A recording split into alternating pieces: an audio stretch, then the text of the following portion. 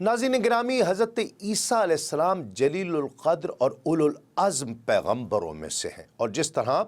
نبی کریم صلی اللہ علیہ وآلہ وسلم خاتم الانبیاء اور رسول ہیں، تو یہ کہا جا سکتا ہے کہ حضرت عیسیٰ علیہ السلام خاتم الانبیاء بنی اسرائیل ہیں، کہ بنی اسرائیل میں حضرت عیسیٰ علیہ السلام کے بعد کوئی نبی نہیں آیا، اور جمہور کا اس پر اجماع ہے کہ محمد الرسول اللہ صلی اللہ علیہ وآلہ وسلم اور حضرت عیسیٰ علیہ السلام کے درمیان کوئی نبی مبعوث نہیں ہوا، اور درمیان کا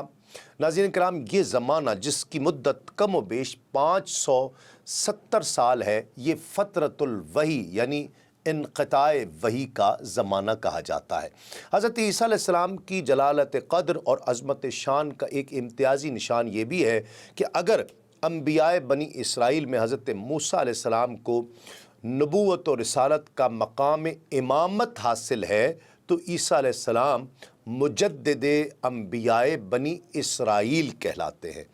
اس لیے کہ قانون ربانی تورات کے بعد بنی اسرائیل کی رشد و ہدایت کے لیے انجیل بائبل سے زیادہ عظیم المرتبت دوسری کوئی کتاب نازل نہیں ہوئی ہے، اور یہ ایک حقیقت ہے کہ انجیل کا نزول قانون تورات کی تکمیل ہی کی شکل میں ہوا ہے، یعنی نزول تورات کے بعد یہود نے جو قسم کی گمراہیاں دین حق میں پیدا کر لی تھیں، انجیل نے تورات کی شارح بن کر شرح کر کے بنی اسرائیل کو ان گمراہیوں سے بچنے کی دعوت دی، اور اس طرح تکمیل تورات کا فریضہ انجام دیا، اور بنی اسرائیل میں حضرت موسیٰ علیہ السلام کا فراموش کردہ پیغام ہدایت عیسیٰ علیہ السلام ہی نے دوبارہ یاد دلایا، اور تازہ باران رحمت کے ذریعے اس خشک کھیتی کو دوبارہ زندگی بخشی ہے۔ آپ علیہ السلام کا ذکر مبارک قرآن مجید کی 13 سورتوں میں ہوا ہے، ان میں سے کسی جگہ آپ کا نام نامی عیسیٰ سے یاد کیا گیا ہے، کسی جگہ مسیح کہا گیا، اور کہیں عبداللہ کے لقب سے، اور کسی مقام پر اس کنیت ابن مریم سے آپ کو یاد کیا گیا ہے۔ ناظرین کرام، حضرت عیسیٰ علیہ السلام اللہ رب العزت کی قدرت کاملہ کا بیان ثبوت بن کر آئے کہ آپ علیہ السلام بغیر باپ کے پیدا ہوئے، اور اسی وجہ سے مناسب رہے گا کہ ہم آپ علیہ السلام کا احوال ذکر کرنے سے پہلے اگر آپ کی والدہ محترمہ سیدہ مریم سلام اللہ علیہ کی پیدائش، ان کے احوال اور اللہ رب العزت کے یہاں ان کے مقام و مرتبہ کے حوالے سے گفتگو کریں تو زیادہ آسانی سے بات آپ تک پہنچ سکتی ہے۔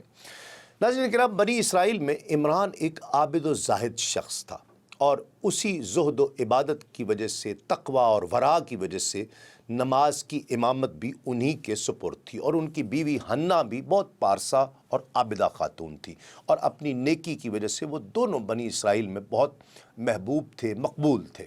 تاریخ ابن کثیر کے حوالے سے مروی ہے کہ جناب عمران علیہ السلام صاحب اولاد نہیں تھے، ان کی کوئی اولاد نہیں تھی، اور ان کی بیوی حنہ بہت زیادہ متمنی تھیں کہ ان کی اولاد ہو۔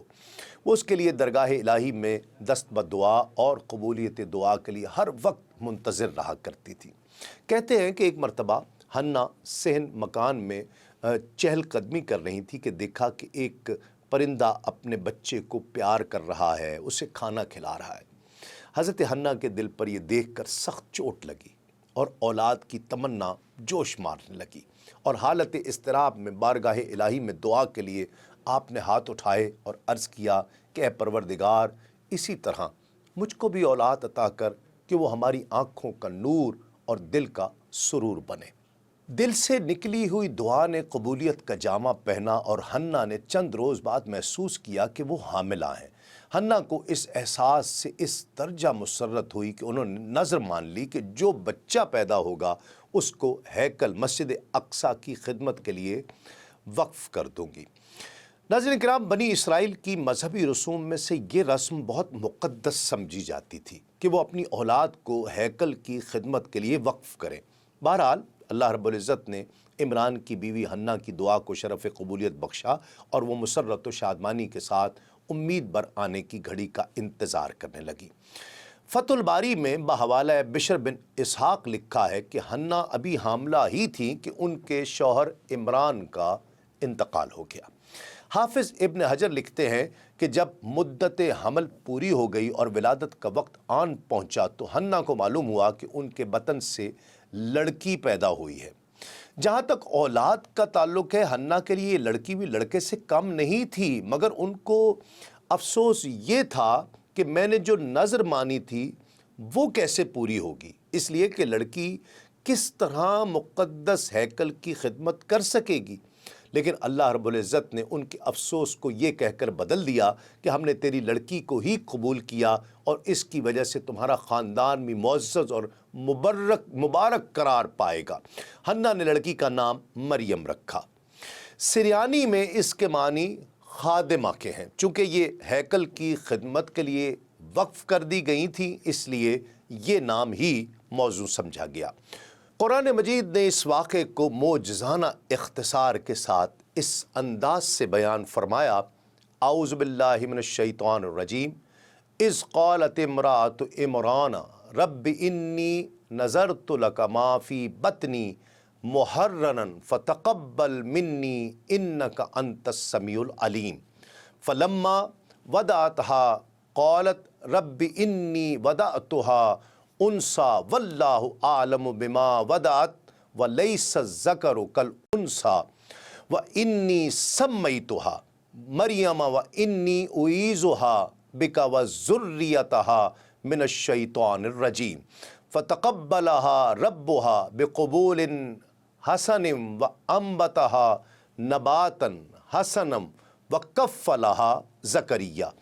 وہ وقت یاد کرو جب عمران کی بیوی نے کہا، خدایا میں نے نظر مان لی ہے کہ میرے پیٹ میں جو ہے وہ تیری راہ میں آزاد ہے، بس تو اس کو میری جانب سے قبول فرما، بے شک تو سننے والا جاننے والا ہے۔ پھر جب اس نے جنا تو کہنے لگی، پروردگار میری لڑکی پیدا ہوئی ہے، اللہ خوب جانتا ہے جو اس نے جنا ہے، اور لڑکا اور لڑکی یکساں نہیں ہیں، یعنی ہیکل کی خدمت لڑکی نہیں کر سکتی، لڑکا کر سکتا ہے، اور میں نے اس کا نام مریم رکھا ہے، اور میں اس کو اور اس کی اولاد کو شیطان الرجیم کے فتنے سے تیری پناہ میں دیتی ہوں۔ بس مریم کو اس کے پروردگار نے بہت اچھی طرح قبول فرمایا اور اس کی نشو و نما اچھے طریق پر کی، اور زکریا کو اس کا نگران بنایا۔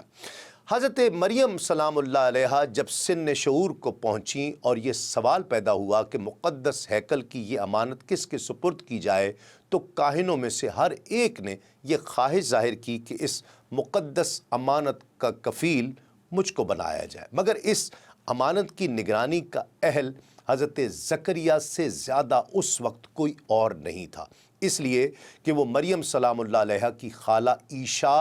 یعنی الیشی کے شوہر بھی تھے، اور مقدس ہیکل کے معزز کاہن اور خدائے برتر کے نبی بھی تھی، اس لیے سب سے پہلے انہوں نے اپنا نام پیش کیا۔ مگر جب سب کاہنوں نے یہی خواہش ظاہر کی اور باہمی کشمکش کا اندیشہ ہونے لگا، تو آپس میں طے پایا کہ قرعہ اندازی کے ذریعے اس کا فیصلہ کر لیا جائے۔ تو چند جن کلموں سے تورات لکھا کرتے تھے ان کے ذریعے قرعہ اندازی کی گئی، اور طے یہ پایا کہ ہر کوئی اپنا قلم پانی میں رکھے، جس کا قلم پانی کے بہاؤ کے الٹی طرف بہنا شروع کر دے وہ کفالت کا حقدار ہوگا۔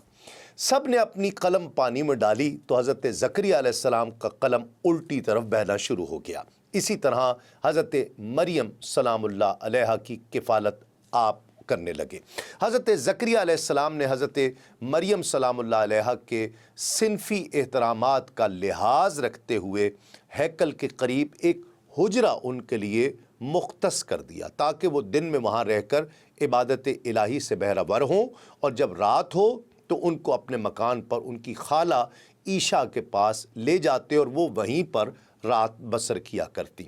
مریم سلام اللہ علیہا شب و روز عبادت الہی میں رہتی، اور جب خدمت ہیکل کے لیے ان کی نوبت آتی، ان کی ضرورت ہوتی، تو اس کو بھی بخوبی وہ انجام دیا کرتی تھی، حتیٰ کہ ان کا زہد و تقوی بنی اسرائیل میں ایک ضرب المثل بن گیا اور ان کی عبادت، آپ کی ریاضت کی مثالیں دی جانے لگیں۔ تفسیر بغوی میں ہے کہ زکریا علیہ السلام مریم علیہ السلام کی ضروری نگہداشت کے سلسلے میں کبھی کبھی ان کے حجرے میں تشریف لے جایا کرتے تھے، لیکن ان کو یہ بات عجیب نظر آتی کہ جب وہ خلوت قدے میں داخل ہوتے تو مریم سلام اللہ علیہ کے پاس اکثر بے موسم کے تازہ پھل موجود پاتے۔ مریم کا یہ رزق انسانی داد و دہش کا نتیجہ نہیں تھا، بلکہ بطور کرامت من جانب اللہ تھا۔ آخر حضرت زکریا علیہ السلام سے رہا نہ گیا اور انہوں نے ایک دن پوچھ لیا کہ مریم، تیرے پاس یہ بے موسم پھل کہاں سے آتے ہیں؟ مریم نے فرمایا، یہ میرے پروردگار کا فضل و کرم ہے، وہ جس کو چاہتا ہے بے گمان رزق پہنچاتا ہے۔ حضرت زکریا علیہ السلام نے یہ سنا تو سمجھ گئے کہ خدا کے یہاں مریم کا خاص مقام اور مرتبہ ہے، اور ساتھ ہی بے موسم تازہ پھلوں کے واقعے نے دل میں تمنا پیدا کر دی کہ جس خدائے برتر نے اپنی قدرت کاملہ سے یہ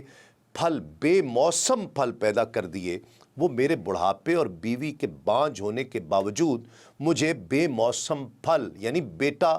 عطا نہیں کرے گا۔ یہ سوچ کر انہوں نے خشوع و خضوع کے ساتھ بارگاہ ربانی میں دعا کی اور وہاں سے شرف قبولیت کا مجدہ عطا ہوا۔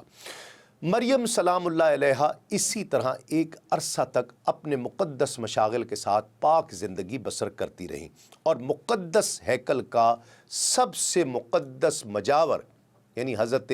زکریا علیہ السلام بھی ان کے زہد و تقوی سے بے حد متاثر ہوئے کہ اللہ رب العزت نے ان کی عظمت اور جلالت قدر کو اور زیادہ بلند کیا اور فرشتوں کے ذریعے ان کو برگزیدہ